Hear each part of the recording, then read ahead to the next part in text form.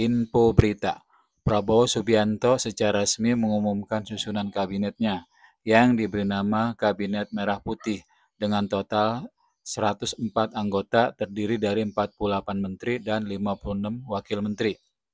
Kabinet ini adalah bagian penting dari pemerintahan baru Prabowo bersama wakilnya, Gibran Rakabuming Raka.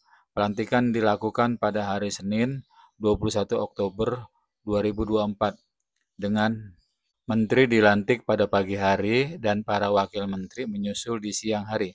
Namun yang menarik dari kabinet ini adalah tidak adanya perwakilan dari Partai Demokrasi Indonesia Perjuangan atau PDIP dan Nasdem, meskipun kedua partai ini secara terbuka mendukung pemerintahan Prabowo. Dalam pengumuman yang dilakukan pada Minggu malam 20 Oktober, Presiden Prabowo menunjuk sejumlah tokoh penting untuk menempati posisi strategis sebagaimana Menteri Koordinator Menko. Ada 7 Menko yang diumumkan termasuk 1. Budi Gunawan sebagai Menteri Koordinator Bidang Politik dan Keamanan.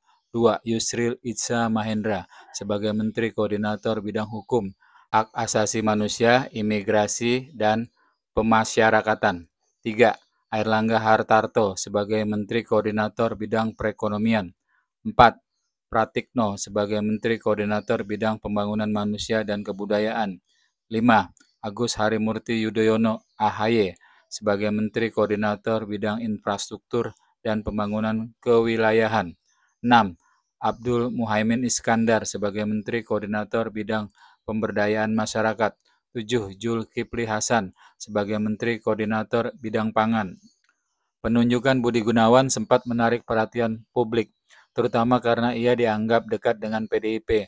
Namun Puan Maharani, Ketua DPR sekaligus Ketua DPP PDIP, menegaskan bahwa kehadiran Budi Gunawan di Kabinet Prabowo adalah atas nama profesional, bukan mewakili PDIP.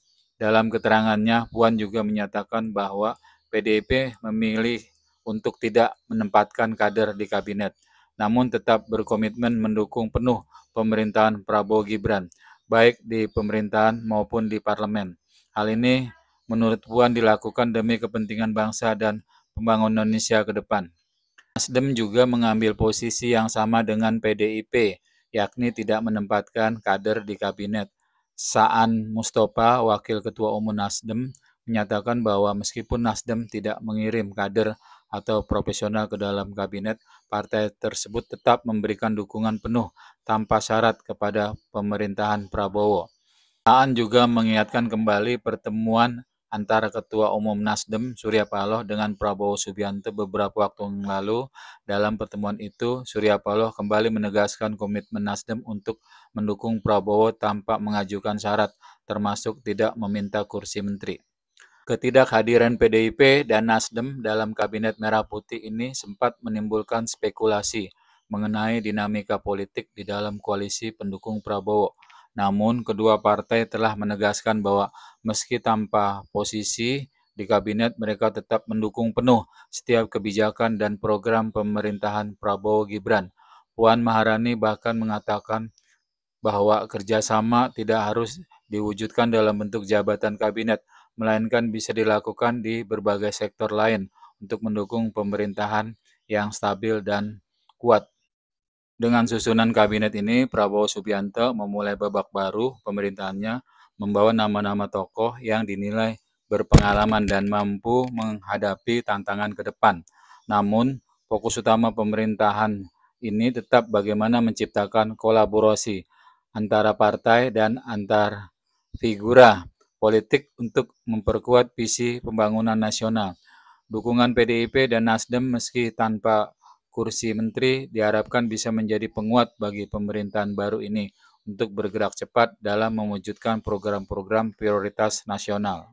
Isu lain yang muncul terkait kabinet ini adalah bagaimana pemerintahan Prabowo Gibran akan merespon tantangan ekonomi global, infrastruktur, serta dinamika politik internasional. Mengingat tokoh-tokoh yang dipilih sebagian besar adalah nama-nama dengan rekam jejak kuat di bidang masing-masing.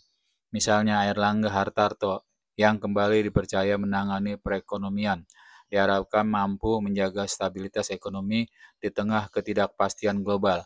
Sementara itu, Prabowo juga menaruh kepercayaan besar pada tokoh-tokoh muda seperti Agus Harimurti Yudhoyono yang diberikan peran penting dalam bidang infrastruktur.